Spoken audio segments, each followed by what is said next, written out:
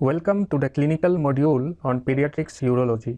In this module, we will discuss all the clinical aspects that is relevant in understanding nephrotic as well as nephritic syndrome. In addition to understanding these two topics, we shall discuss some of the important points regarding examination in pediatrics nephrology.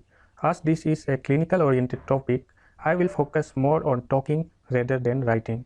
So let us begin with. At first, we shall discuss about what are the positive findings that we will find in a patient of nephrotic and nephritic syndrome. After discussing all the history taking points, we shall proceed to discuss the clinical examination. So, in history taking, the patient profile, what are the positive points we find in a patient of nephrotic and nephritic syndrome?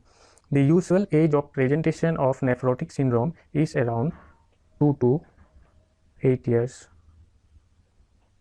in nephrotic syndrome, as well as in nephritic syndrome or acute glomerulonephritis, that is acute post-streptococcal glomerulonephritis, the usual age of presentation is around 5 to 13 years. For APSGN, that is the school going children, as we have discussed that APSGN most commonly affect the school going children, whereas nephrotic syndrome, the usual age of presentation is around 2 to 8 years. And if nephrotic syndrome occurs in between birth to 3 months, as we have discussed, this type of nephrotic syndrome we call it as congenital nephrotic syndrome.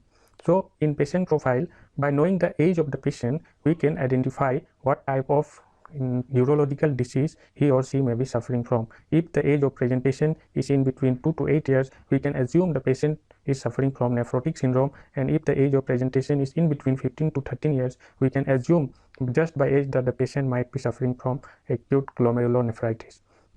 So after that, let us discuss the CHIP complaint. CHIP complaint should be written in chronological orders.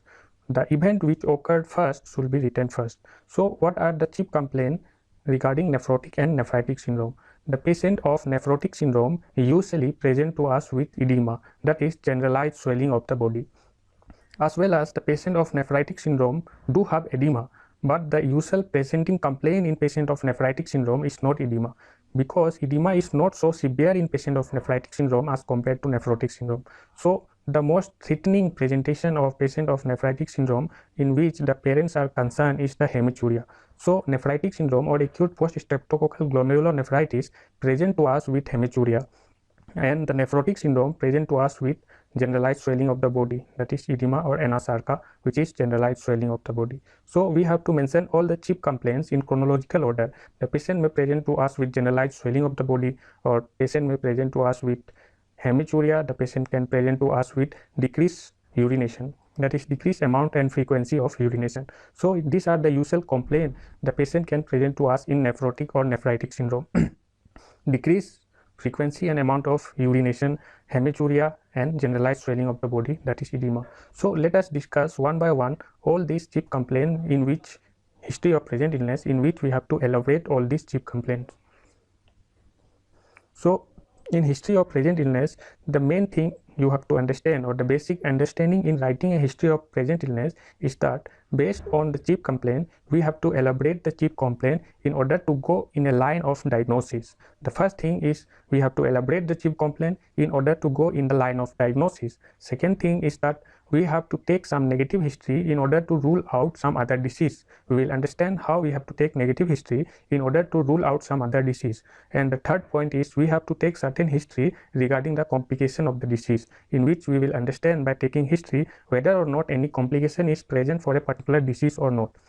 So the basic three rule of elaborating a history of present illness is that first we have to elaborate the CHIP complaint in order to go to a line of diagnosis. Second thing we have to do is to take some negative history to rule out some other disease. And the third thing we have to do is to take some history to rule out complications of the disease. Let's suppose the history of present illness, we have to elaborate generalized swelling of the body.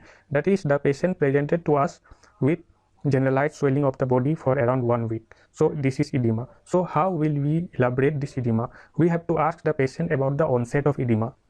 Was the edema gradual in onset, or was the edema sudden in onset?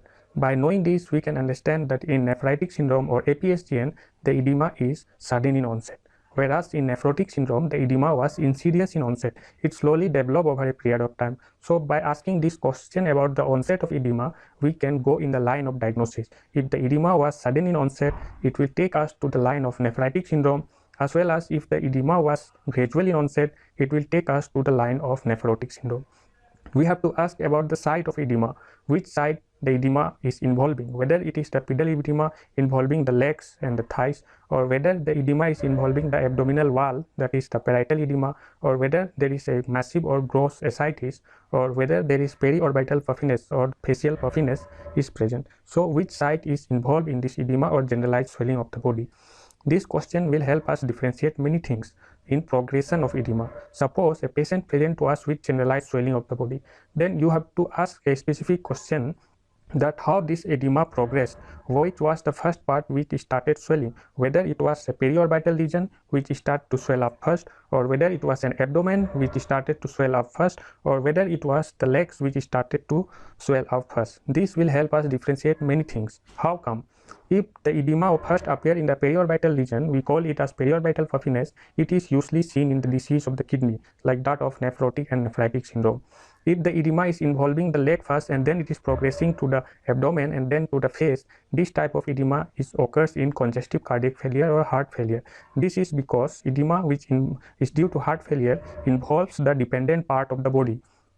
As there is a increase in venous pressure in congestive cardiac failure, the edema which occurred in congestive cardiac failure occurs in the dependent part, that is the legs. And if the patient is a bedridden patient, this edema will occur in the sacrum first. So in heart failure, the site which swells up first is the legs in ambulatory patient and sacrum in bedridden patient. Suppose the edema is first occurring in the abdomen and then it is progressing to the legs. This type of edema is seen in liver disease and malabsorption symptoms due to hypoalbuminemia. So hypoalbuminemia causes, due to liver failure, causes ascites first. Then this edema progresses to the legs and then it may or may not involve the face. So knowing the progression of edema, which part start to swell up first, help us differentiate between different systems and we can understand which system is involved. Suppose there is periorbital swelling first, followed by swelling of the abdomen and then the legs. This type of edema is seen in disease of the kidney, that is nephrotic and nephritic syndrome. If the edema is involving the legs first, then it is progressing to the abdomen. This type of edema is seen in congestive cardiac failure, that is the dependent part edema due to increase in venous pressure. If there is ascites first followed by swelling of the leg, this type of edema is seen in liver cirrhosis patient or liver disease patient. So knowing the onset, site and progression of edema will make us help understand many things. So you can see here, the first picture you can see here is how we are checking edema in a patient of nephrotic syndrome. This patient Asadul was admitted in TMCH, and you can see by pressing over the medial malleolus for around 15 seconds, there is an appearance of pit here. You can see there is an appearance of pit here. This type of edema is known as pitting edema, which is seen in a patient of nephrotic syndrome. But before appearance of this pitting edema in the leg, the patient, after taking a careful history, he gave me the history that there was a periorbital puffiness, which you can see here. This is the periorbital puffiness which he was complaining of first. Then appears the edema in the leg, that is pedal edema, which can be elicited by pressing for around 15 seconds in the medial malleolar region. You can see this depression, this pit here. When I remove this marking, you can see this depression and pit here. So this type of edema is pitting edema, which occurs in a patient of nephrotic syndrome. This patient Asadul also had massive ascites. You can see the swelling of the abdomen in this picture, as well as you can see there is the umbilicus which is appearing slit-like. This type of umbilicus is known as splitting umbilicus, or which is appearing a slit-like, slitting umbilicus or smiling umbilicus, which is stretched due to presence of massive ascites and resulting in a smiling umbilicus. So in patient of nephrotic syndrome, usually there is a periorbital edema. You can see very beautifully this periorbital edema in this patient, which is involving the eyelid first. Why there is edema in the eyelid first? Because the periorbital fats are loosely packed, as well as there is lax subcutaneous tissue or subcutaneous fat in the periorbital region, which lead to exudation of the fluid in renal disease. As well as in congestive cardiac failure, there is increased venous pressure, which at first involves the legs and dependent part. And in liver disease, due to portal hypertension, it is usually the abdomen which is involved first. So in this picture, you can see periorbital puffiness, this massive ascites and slit-like or smiling umbilicus, as well as pedal edema, which is elicited here. In this next picture, you can see the method of eliciting parietal edema. Parietal edema is involving the abdominal wall. When the edema is involving the abdominal wall, we call this type of edema as parietal edema. How this parietal edema is elicited? This parietal edema is elicited by pressing the bell of the stethoscope on the abdominal wall. When you press the bell of the stethoscope on the abdominal wall for around 5 seconds, there is appearance of pit in the abdominal wall. So here you can see there is appearance of pit or the marking of the bell of the stethoscope in the abdominal wall for pressing for around 5 seconds. This type of edema is known as parietal edema. Parietal edema, it is not due to ascites. It is due to edema of the abdominal wall. That is, the abdominal wall contains subcutaneous tissue, and this tissue has resulted in exudation. The abdominal wall, there is collection of fluid in the abdominal wall. So this resulted in parietal edema of the abdominal wall. It is not due to ascites, but it is due to edema of the abdominal wall. This type of edema, we call it as a parietal edema, which can be elicited with the bell of the stethoscope pressing for around 5 seconds. There is appearance of pit or the impression of the bell of the stethoscope on the abdominal wall. So this was regarding edema and how you can elicit different type of edema and the progression of edema, site of edema, as well as the onset of edema. You can gain many information by asking these 3 questions about edema or swelling of the body. Now the patient can also present to us with decreased urine frequency and amount. That is, urine output, total urine output in 24 hours may be decreased in patient of nephrotic and nephritic syndrome, and this help us determine the function, the renal function, whether there is any impairment in the renal function. If the urine output is decreased below 1 ml per kg per hour, we call that this patient is an oliguric patient. This has resulted in oliguria. And if further the amount of the urine decreased to less than 0.5 ml per kg per hour, we call this type of patient as an anuric patient, or anuria has resulted in this patient, which is a serious complication leading to renal failure.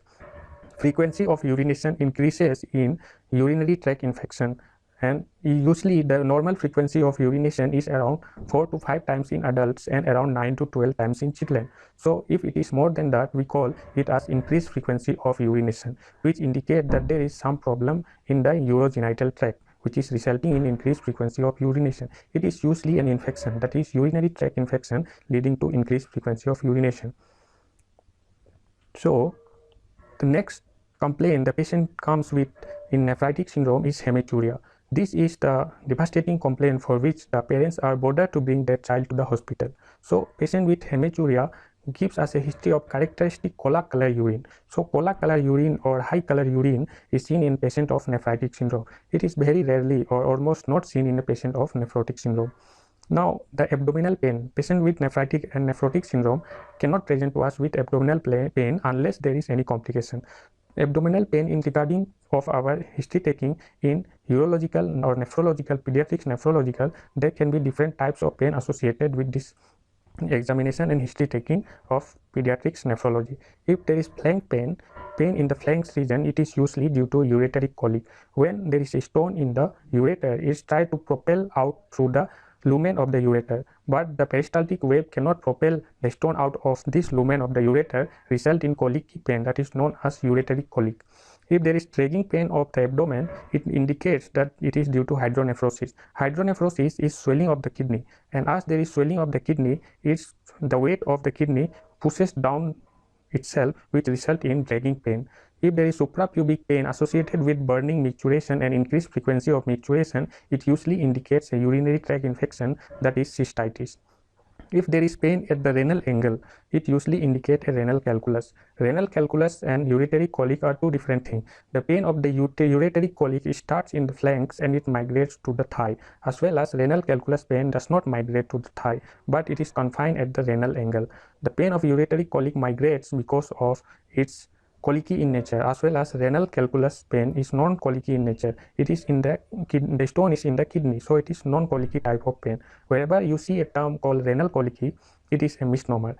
The pain associated with renal stone is never colicky pain. It is an ureteric colic which is associated with colicky pain, not the renal colic. The patient of disease of the kidney can also present to us with dysuria, that is burning micturition, seen in patient of urinary tract infection. So now let us discuss the second important point of discussing the history of present illness. At first, we have discussed and elaborated the chief complaint which patient has described us, that is the generalized swelling of the body, the urine output as well as hematuria. Now, let us discuss some of the important points which we have to mention in history to rule out some other cause of edema. That is, if the patient has complained about generalized swelling of the body, and we have gone in a line of diagnosis in history of present illness by describing that generalized swelling of the body, the edema, based on our three knowledge, the site, progression, and now we are going to discuss how we can rule out other cause of edema, as there is so many causes which can lead to generalized swelling of the body, anasarca, and one of them is congestive heart failure or congestive cardiac failure, which can lead to generalized swelling of the body. So there are some points which we have to ask in a patient to rule out congestive heart failure as a cause of edema. As this patient had a nephrotic syndrome patient, so there will be no signs and symptoms of congenital heart disease in patient of nephrotic syndrome. So we have to ask certain history to identify if whether or not there is any signs and symptoms of congenital or signs and symptoms of this congestive heart failure. What are these symptoms? The patient of congestive heart failure present to us with dyspnea, orthopnea, and paroxysmal nocturnal dyspnea. These are the symptoms of congestive heart failure which we have to ask while taking history. Hepatic failure can also lead to anasarca or generalized swelling of the body. So in this case, we have to take the history of jaundice, history of blood transfusion to exclude hepatitis B infection, as well as we have to take the history of hematemesis and melena to rule out liver causes of the generalized edema. Nutritional edema can sometimes present as generalized edema, but it usually first involves the legs, and the patient is very cachectic, as well as there is decreased appetite, and the patient is very much malnourished to assume it as to be a nutritional cause for generalized edema. So in this way, we can rule out the diseases which is involving the whole body, the anasarca. Now, the third important point in history taking is to rule out the complications. So nephrotic syndrome has many complications, as well as nephritic syndrome is very much relevant in discussing the complication of both this disease. So the main complication of the nephritic syndrome is the heart failure and the pulmonary edema. The patient of nephritic syndrome, in addition to the symptoms of nephritic syndrome, can present to us with the symptoms of heart failure. In this case, the patient may have dyspnea, orthopnea, paroxysmal nocturnal dyspnea as additional symptoms along with the symptoms of APSGN. So we have to rule out, we have to take some history regarding the complication. So if the patient has if the nephritic syndrome had led to heart failure, in addition to the symptoms of APSGN, we will find the symptoms of congestive heart failure. So if there is a renal failure in patient of nephrotic or nephritic syndrome, the patient will complain as of anuria or oliguria, that is decreased amount and frequency of urination. If there is pain abdomen in patient of nephrotic syndrome, it usually indicates us the three things. First, the pain abdomen can be due to thrombotic complication. It can be due to either renal vein thrombosis, mesenteric vein thrombosis, or pain abdomen in nephrotic syndrome can be either due to spontaneous bacterial peritonitis, the mechanism of which we have discussed in the theoretical part. If the patient of nephrotic syndrome is complaining of neurological symptoms, that is, if there is presence of signs and symptoms of stroke, headache, we can suspect there is thrombosis of the cerebral veins. If the patient is complaining of symptoms of increased intracranial tension, that is headache, convulsion, vomiting, we suspect it to be as a cause of hepatic encephalopathy in a patient of nephritic syndrome. So all these important negative history to rule out complication we have to mention in history of present illness. Now, discussing about the history of past illness in regards of nephrotic and nephritic syndrome. In nephritic syndrome, we can usually find a history of sore throat or skin infection around 2 to 4 weeks ago. In nephrotic syndrome, we can find a history of past nephrotic syndrome. If we take the history of jaundice and if it is present, we can suspect it as to be a post-hepatic cause of nephrotic syndrome. Gum bleeding and bone pain, it may be associated with nephrotic syndrome as a secondary nephrotic syndrome, the primary cause of which was a lymphoma or leukemia. In the same way, SLE can present to us with rest and joint pain in addition to signs and symptoms of nephrotic syndrome. So we were discussing about the clinical examination which is relevant in patient of nephrotic as well as nephritic syndrome. The level of consciousness. When there will be altered level of consciousness in a patient of nephrotic syndrome start when the patient of nephrotic syndrome has a complication, that is, the patient of nephrotic syndrome has a thrombotic complication which led to the thrombosis of the cerebral veins, as well as there may be altered level of consciousness if there is electrolyte disbalance due to renal failure. The patient may present to us with altered level of consciousness. The appearance of patient in a nephrotic syndrome is not so much significant. There is usually a normal child with a generalized swelling of the body. The child is usually an active child and feeding well, as well as in patient of nephritic syndrome, the child is little bit sick. He may have fever or he may have previous history of sore throat which is continuing and which is leading to fever and other signs and symptoms of infection. When you look at the face of the patient of nephritic or nephrotic syndrome, you will usually find periorbital puffiness or facial puffiness. When you look the oral cavity of patient in a nephritic syndrome, you can find active infection, that is pharyngitis or tonsillitis due to streptococcal infection. The nutritional status of the patient of nephrotic and nephritic syndrome is not so much significant, but if there is a chronic renal failure due to nephrotic syndrome, there will be growth retardation and malnutrition. Edema, as we have discussed, there is progression of edema from periorbital puffiness to ascites and pedal edema. So you have to describe this edema in great detail. The edema is involving both the legs extending up to the thigh as well as involving the abdominal wall, that is the parietal edema, as well as there is facial puffiness. Pallor is present in patient of nephrotic syndrome due to loss of transferrin, which led to transferrin is an iron binding protein which will lead to iron deficiency anemia in patient of nephrotic syndrome. When you look the skin of a patient in a nephritic syndrome, you can find pyoderma or skin infection. As well as in nephrotic syndrome, if there is any associated secondary cause like systemic lupus erythematosus, you can find rash in a patient of nephrotic syndrome. Lymph node can be enlarged if there is secondary cause associated with nephrotic syndrome like leukemia and lymphoma. So these are the positive findings with respect to nephrotic and nephritic syndromes. When you check the vitals of the patient in nephrotic and nephritic syndrome, there is usually presence of hypertension in a patient of nephritic syndrome. As we have discussed, that the edema is sudden in onset in patient of nephritic syndrome, which has led to activation of renin-angiotensin-aldosterone system so strongly, and this strong renin-angiotensin-aldosterone system had released a potent vasoconstrictor, that is angiotensinogen 2, which has led to hypertension in this patient. Temperature may be elevated if there is any associated complication in nephrotic syndrome like that of infection. Infection is one of the complications in nephrotic syndrome, and if nephrotic syndrome has in addition associated with complication, there will be elevated temperature. The infection which are common in nephrotic syndrome are respiratory tract, urinary tract, and spontaneous bacterial peritonitis. The respiratory rate may be increased in patient of nephrotic syndrome due to massive ascites leading to respiratory distress. When we do the systemic examination in patient of nephrotic syndrome, the local examination usually begins with the abdominal examination, that is ascites and parietal edema. I have told you how to elicit a parietal edema. Ascites can be elicited by fluid seal and shifting dullness. When you do a CNS examination in patient of nephrotic or nephritic syndrome, these are the points you can easily find in a patient of nephrotic and nephritic syndrome. If there is associated hemiplegia, this indicates the thrombosis of the cerebral vein, and there may be, in addition to hemiplegia, there may be blindness, convulsion. If there is presence of hypertensive encephalopathy in a presence of nephritic syndrome, there may be signs and symptoms of raised intracranial pressure, that is increase in blood pressure and decrease in pulse rate, headache and vomiting. These are the signs and symptoms of raised intracranial pressure.